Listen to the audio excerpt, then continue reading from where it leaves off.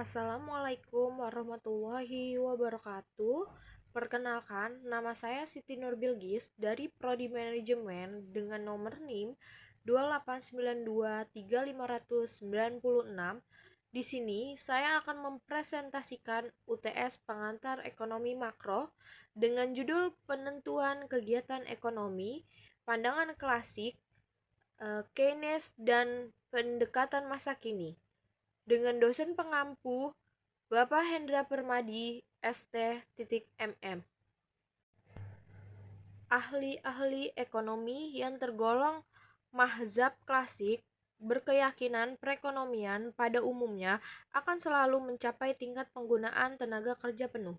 Pengangguran dalam tenaga kerja yang tersedia, menurut ahli-ahli ekonomi klasik, bukanlah keadaan yang selalu berlaku dan perekonomian. Menurut mereka, pengangguran tenaga kerja merupakan keadaan yang berlaku secara sementara saja. Pandangan ini didasarkan kepada dua keyakinan yang berikut. Satu, fleksibilitas suku bunga dan tingkat harga akan menyebabkan keseimbangan di antara penawaran agregat dan permintaan agregat tercapai pada penggunaan tenaga kerja penuh. 2. Fleksibilitas tingkat upah mengadakan keadaan di mana permintaan dan penawaran tenaga kerja mencapai keseimbangan pada penggunaan tenaga kerja penuh. Walaupun di dalam zamannya, ahli-ahli ekonomi klasik selalu juga dijumpai pengangguran yang cukup serius di berbagai negara. Keyakinan tersebut masih tetap belum mengalami perubahan sehingga John Maynard Keynes mengemukakan kritik-kritik terhadap pandangan itu dalam bukunya The General Theory of Employment, Interest and Money. Di dalam buku itu Keynes 1. mengemukakan kritik-kritik terhadap pandangan klasik mengenai kemampuan mekanisme pasar untuk selalu menciptakan penggunaan tenaga kerja penuh. 2. Menciptakan suatu teori baru yang menjelaskan tentang faktor-faktor yang akan menentukan tingkat kegiatan ekonomi dan tingkat penggunaan tenaga kerja. Teorinya ini merupakan landasan utama dari analisis makroekonomi yang ada pada saat ini. Disebabkan oleh perbedaan pendapat tersebut, maka sebelum membincangkan teori makroekonomi secara lebih mendalam, terlebih dahulu diuraikan perbedaan pandangan di antara ahli-ahli ekonomi klasik dan Keynes mengenai penentuan tingkat kegiatan ekonomi negara. Di samping itu, pada penentuan ini bertujuan untuk menerangkan pandangan Keynes mengenai penentuan tingkat kegiatan ekonomi, dan 2. Pengembangan serta bentuk analisis makroekonomi masa kini.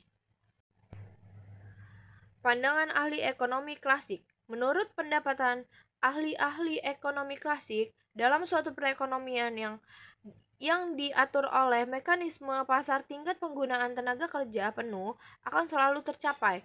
Pandangan ini didasarkan kepada keyakinan bahwa dalam perekonomian tidak akan terdapat kekurangan permintaan. Apabila para produsen menaikkan produksi mereka atau menciptakan jenis-jenis barang yang baru, maka dalam perekonomian akan selalu terdapat permintaan terhadap barang-barang itu. Maka di dalam perekonomian pada umumnya tidak pernah berlaku kekurangan permintaan. Dengan perkataan lain, penawaran yang bertambah akan secara otomatis menciptakan pertambahan permintaan.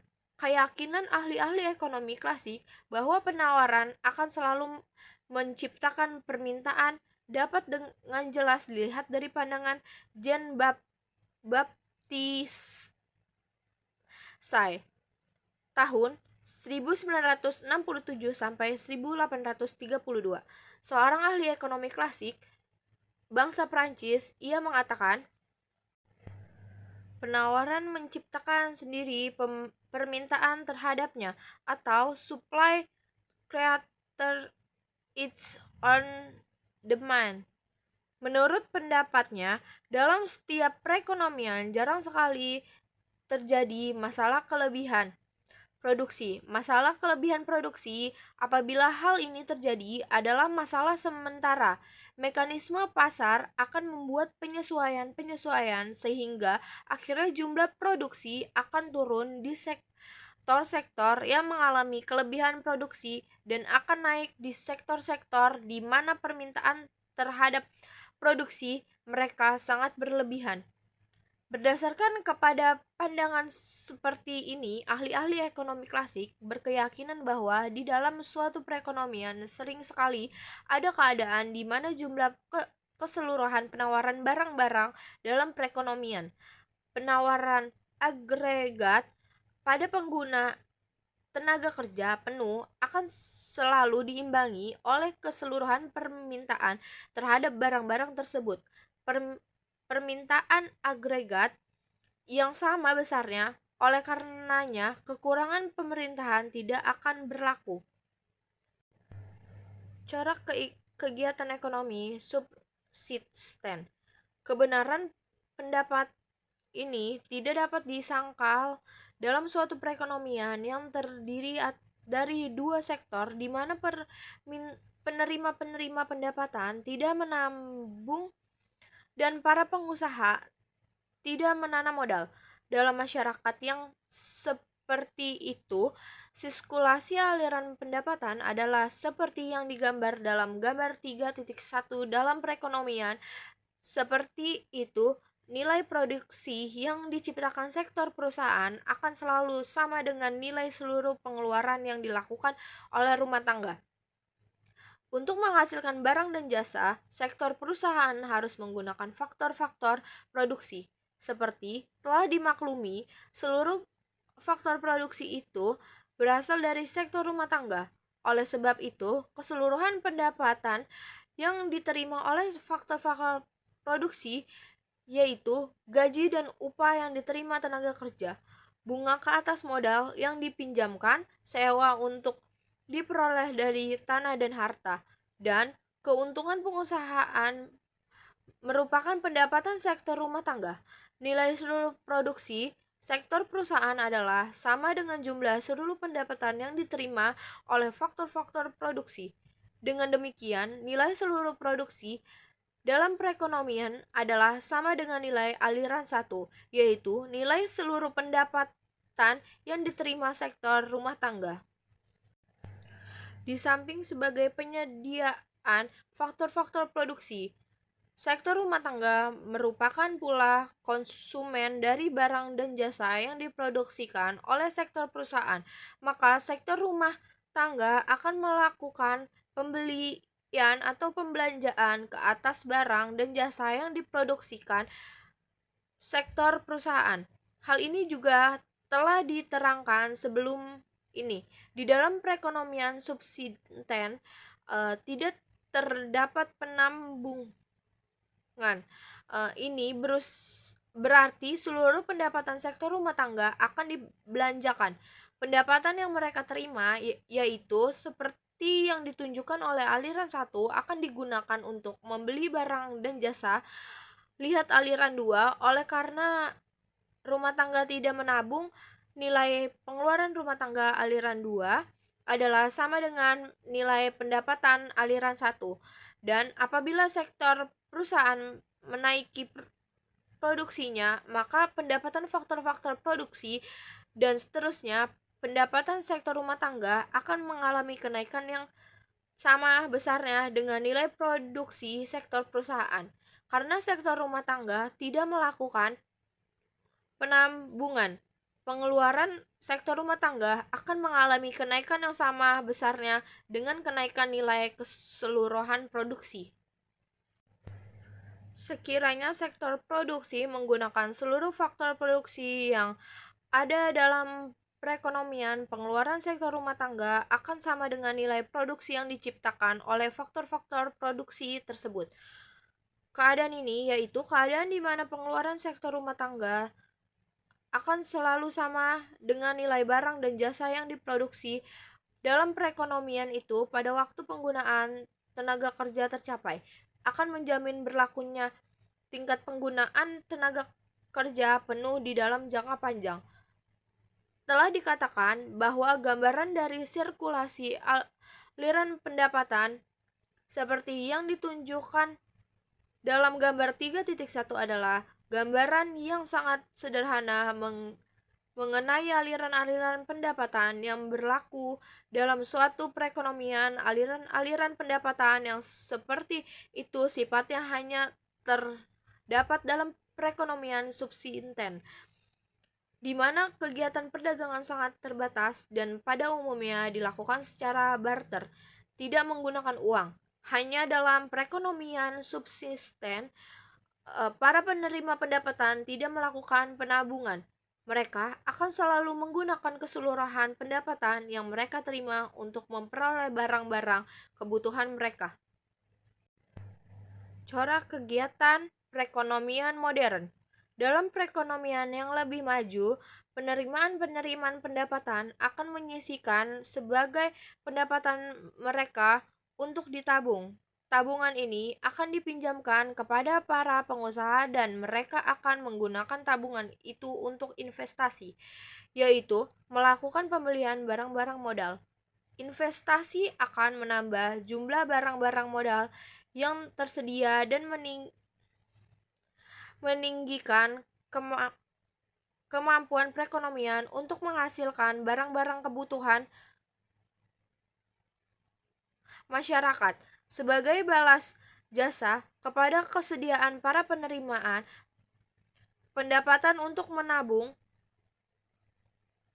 sebagai dari pendapatan mereka, pengusaha akan membayar bunga ke atas seluruh tabungan yang disediakan oleh sektor rumah tangga. Dalam perekonomian seperti yang diasumsikan ini, sirkulasi aliran pendapatan adalah seperti yang ditunjukkan dalam gambar 3.2. Dalam gambar itu ditunjukkan bahwa sebagai dari pendapatan sektor rumah tangga ditabung di lembaga-lembaga keuangan. Dan oleh lembaga-lembaga ini tabungan sektor rumah tangga dipinjamkan kepada para penanam modal. Para penanam modal akan meminjam dan menggunakan tabungan tersebut untuk membeli barang-barang modal dari sektor perusahaan, dan pengeluaran ini ditujukan oleh aliran 5. Ahli-ahli ekonomi klasik tetap berkeyakinan bahwa walaupun rumah tangga akan menabung sebagian dari pendapatan yang diperolehnya, kekurangan dalam permintaan tidak akan terjadi dalam perekonomian. Keyakinan itu didasarkan kepada pandangan yang pada hakikatnya mengatasi bahwa semua tabungan sektor rumah tangga yang tercipta pada tingkat penggunaan tenaga kerja penuh akan digunakan oleh para pengusaha investasi. Menurut ahli-ahli ekonomi klasik, dalam perekonomian suku bunga selalu mengalami perubahan. Dalam perubahan itu akan menyebabkan seluruh tabungan yang diciptakan sektor rumah tangga pada waktu perekonomian mencapai tingkat penggunaan tenaga kerja penuh akan selalu sama besarnya dengan tujuan investasi yang dilakukan oleh para pengusaha. Oleh karenanya, juga seluruh pengeluaran dalam perekonomian yang meliputi konsumsi oleh rumah tangga dan investasi oleh para pengusaha akan selalu sama dengan nilai seluruh produksi yang diciptakan oleh sektor perusahaan pada tingkat penggunaan tenaga kerja penuh. Dengan perkataan lain, pengeluaran agregat yang dicapai pada waktu tingkat penggunaan pekerjaan penuh akan selalu sama dengan penawaran agregat pada tingkat penggunaan tenaga kerja penuh. Penentuan suku bunga. Mengapa ahli-ahli ekonomi klasik berkeyakinan bahwa perubahan-perubahan yang dapat dengan mudah berlaku ke atas suku bunga akan menjamin terciptanya kesamaan di antara jumlah tabungan yang akan disediakan rumah tangga dan jumlah investasi yang akan dilakukan oleh pengusaha. Menurut pendapat mereka, keadaan seperti itu akan menjadi karena suku bunga menentukan besarnya tabungan maupun investasi yang akan dilakukan dalam perekonomian. Setiap perubahan dalam suku bunga akan menyebabkan perubahan pula dalam tabungan rumah tangga dan permintaan dana untuk investasi perusahaan. Perubahan-perubahan dalam suku bunga akan terus-menerus berlangsung sebagai kesamaan di antara jumlah tabungan dengan jumlah permintaan dana investasi tercapai. Bagaimana penyesuaian-penyesuaian itu berlaku dapat diterangkan dengan menggunakan gambar 3.3. Faktor yang menentukan suku bunga. Sumbu datar dalam gambar 3.3 menunjukkan jumlah permintaan dana untuk investasi dan tabungan, dan sumbu tegak menunjukkan suku bunga. Kurva 1 menunjukkan permintaan para pengusaha terhadap tabungan rumah tangga atau keinginan perusahaan untuk melakukan investasi pada berbagai suku bunga. Bentuk kurva itu adalah seperti yang terdapat dalam gambar 3.3 karena para pengusaha akan mengurangi permintaan terhadap tabungan rumah tangga apabila suku bunga tinggi, tetapi sebaliknya akan menambah permintaan mereka apabila suku bunga rendah. Dalam gambar 3.3 dapat dilihat bahwa keseimbangan di antara keinginan rumah tangga dalam menawarkan tabungan mereka dan keinginan para pengusaha untuk melakukan investasi dicapai pada titik E. Pada tingkat keseimbangan ini, jumlah seluruh tabungan yang akan dilakukan oleh rumah tangga adalah sama dengan jumlah seluruh investasi yang akan dilakukan oleh pengusaha-pengusaha, yaitu sebesar 10-50. Pada tingkat keseimbangan ini, suku bunga adalah R0. Menurut ahli-ahli ekonomi klasik, keadaan keseimbangannya di antara tabungan dan investasi yang seperti ini adalah keadaan yang selalu terjadi dalam perekonomian. Penyesuaian dalam pasar modal. Apabila keadaan yang terjadi adalah perbedaan daripada keadaan keseimbangan, penyesuaian-penyesuaian akan terus-menerus berlangsung dalam pasar modal sehingga tercapai keadaan keseimbangan seperti yang telah diterangkan di atas.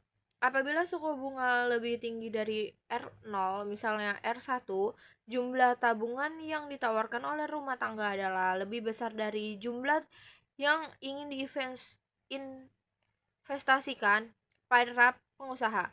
Kelebihan tabungan ini adalah menurunkan suku bunga. Penurunan ini akan mengurangi tabungan yang akan dilakukan oleh rumah tangga, tetapi sebaliknya akan menambah keinginan untuk melakukan investasi oleh para pengusaha. Selama sebaliknya akan menambah keinginan untuk melakukan investasi oleh para pengusaha. Selama belum terdapat keseimbangan di antara penawaran tabungan dan permintaan tabungan, penurunan dalam suku bunga akan terus-menerus berlangsung sehingga pada akhir jumlah yang ingin ditabung oleh rumah tangga adalah sama dengan jumlah yang ingin dipinjam dan diinvestasikan oleh para pengusaha.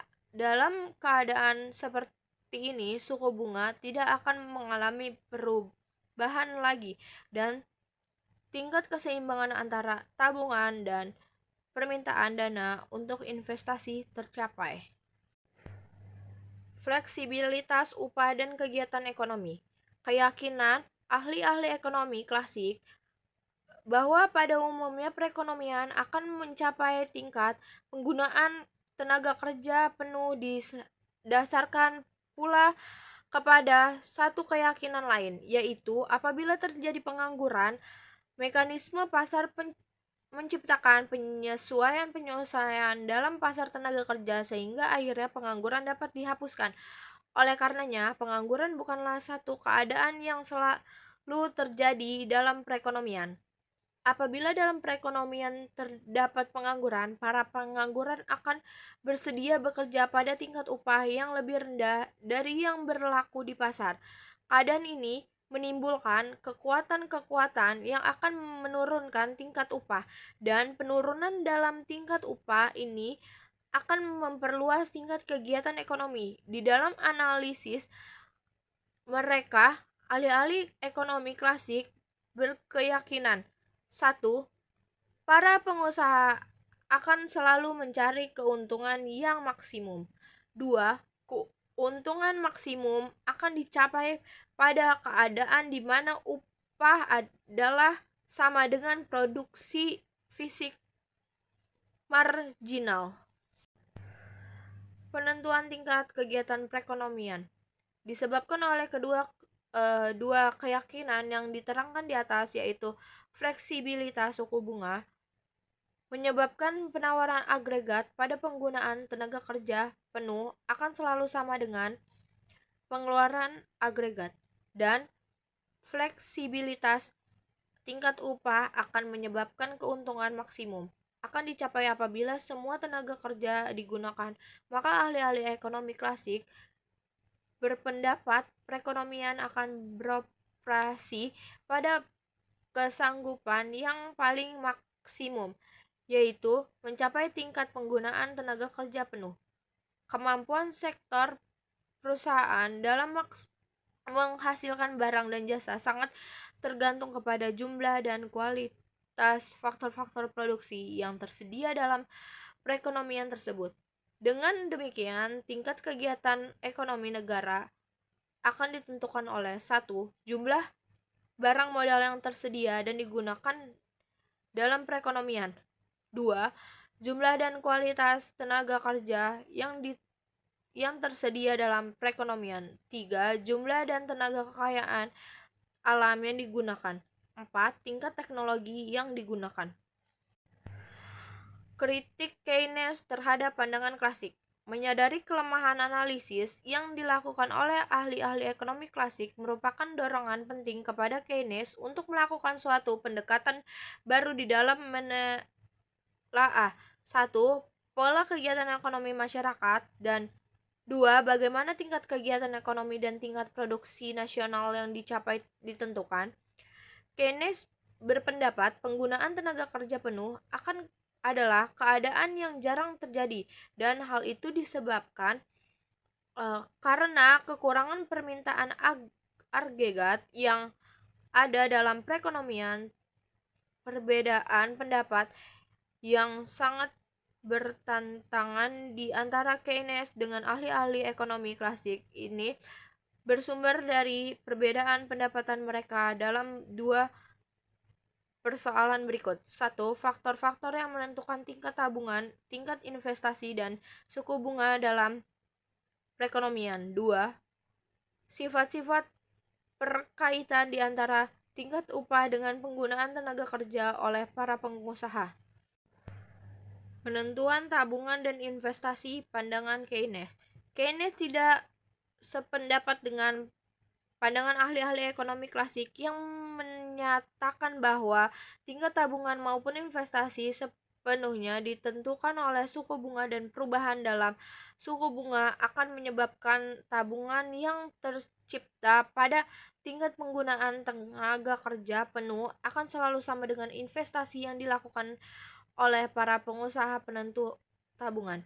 Menurut Keynes, besarnya tabungan yang dilakukan oleh rumah tangga bukan tergantung kepada tinggi rendah suku bunga. Ia terutama tergantung kepada besar kecilnya tingkat pendapatan rumah tangga itu. Penentu investasi. Di samping itu, Keynes tidak yakin bahwa jumlah investasi yang dilakukan para pengusaha sepenuhnya ditentukan oleh suku bunga. Masalah kekurangan pengeluaran agregat. Berdasarkan kepada keyakinan Keynes bahwa suku bunga tidak mempunyai pengaruh yang besar dalam menentukan tabungan dan bukan satu-satunya faktor yang menentukan investasi, maka Keynes tidak sependapat dengan ahli-ahli ekonomi klasik yang berkeyakinan bahwa fleksibilitas penggunaan tenaga kerja penuh dengan jumlah investasi yang dilakukan oleh para pengusaha. Perbedaan pandangan mengenai penentuan tabungan. Perbedaan pendapat klasik dan Keynes mengenai penentuan tingkat tabungan dan masyarakat pandangan klasik. Seperti telah diterangkan, menurut ahli-ahli ekonomi klasik, jumlah tabungan ditentukan oleh suku bunga. Pandangan Keynes, grafik menerangkan pandangan Keynes mengenai penentuan tabungan masyarakat. Kurva S adalah fungsi tabungan, yaitu suatu garis yang menggambarkan hubungan di antara jumlah tabungan dan pendapatan nasional. Implikasi dari perbedaan pendapat. Untuk menerangkan implikasi perbedaan pandangan klasik dan Keynes mengenai penentuan suku bunga terhadap penentuan kegiatan ekonomi, perhatikan kembali gambar 3.6. Misalkan perekonomian mencapai tingkat penggunaan tenaga kerja penuh pada pendapatan nasional sebesar YF, maka menurut Keynes tabungan adalah SF. Ini berarti pada tingkat penggunaan tenaga kerja penuh, jumlah tabungan adalah tetap sebanyak SF. Jumlah ini tidak mengalami perubahan walaupun terjadi kenaikan atau penurunan yang besar dalam suku bunga. Sekian presentasi yang dapat saya sampaikan. Kurang lebihnya mohon maaf. Wassalamualaikum warahmatullahi wabarakatuh.